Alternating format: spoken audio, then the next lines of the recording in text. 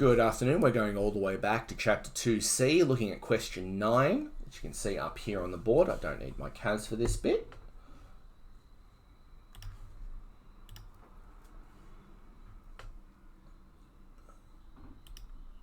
That one there.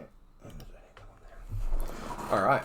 Using the box plot opposite, estimate the percentage of values that are less than 39. Now, what we need to do is we need to remember the way a box plot is structured. All right, a box plot has a value here in the middle, which is your median. It has a Q3 here. And it has a Q1 here.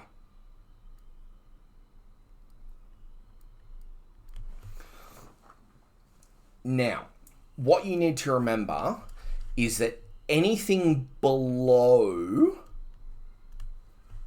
Q1 is in the bottom 25%. Anything above Q3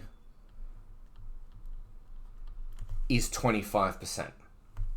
Anything between Q1 and your median is 25% as well. And then 25.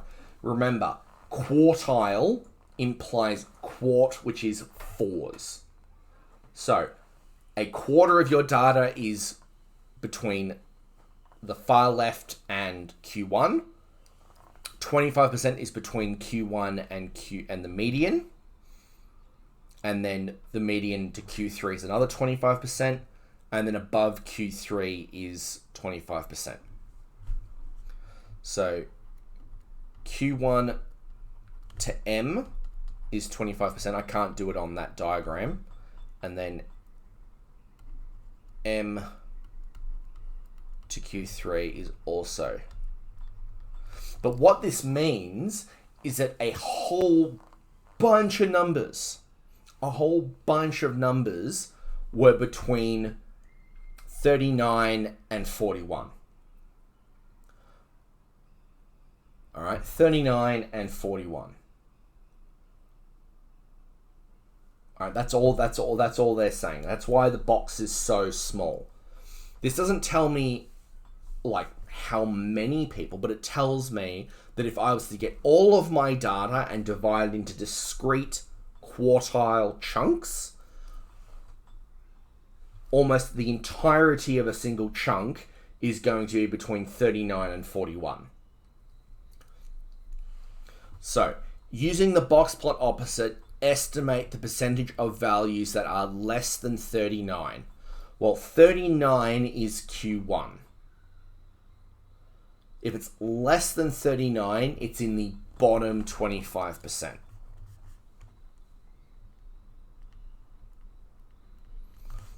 All right, 45 is Q3. Well, that means it takes into account this 25%, this 25%, and this 25%. Therefore, 3 times 25 is 75. Greater than 45. Because Q3 and above Q3, 25%. Between 39 and 45, Q1 to Q3 covers 50% of my data.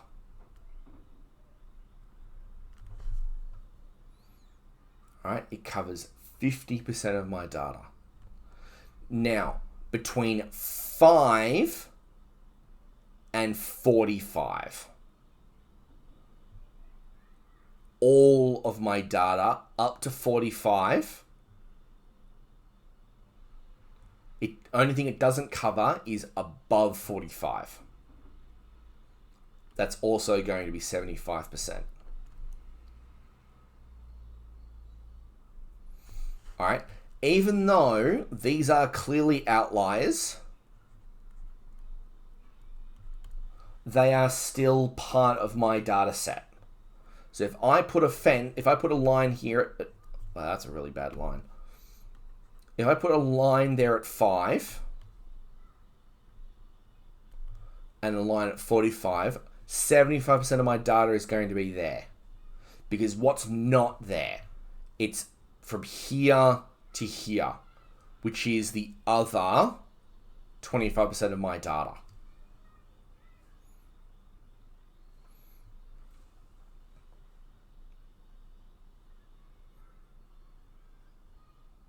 So would it ever tell me from a number that's like, let's say it asks me from above 30?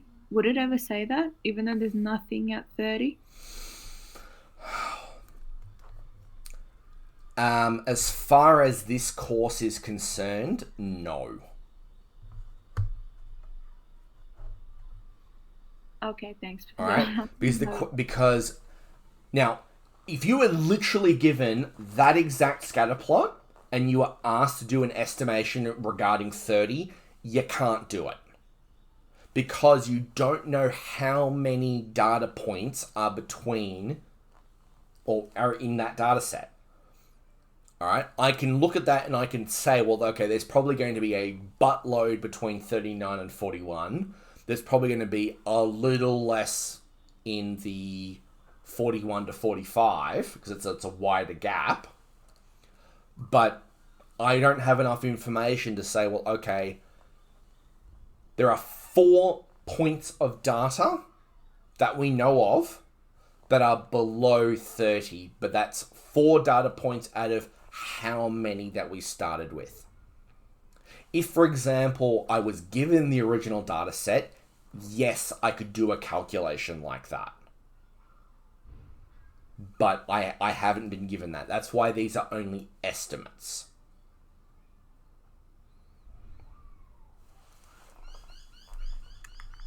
Does that answer your question? Yes, thank you.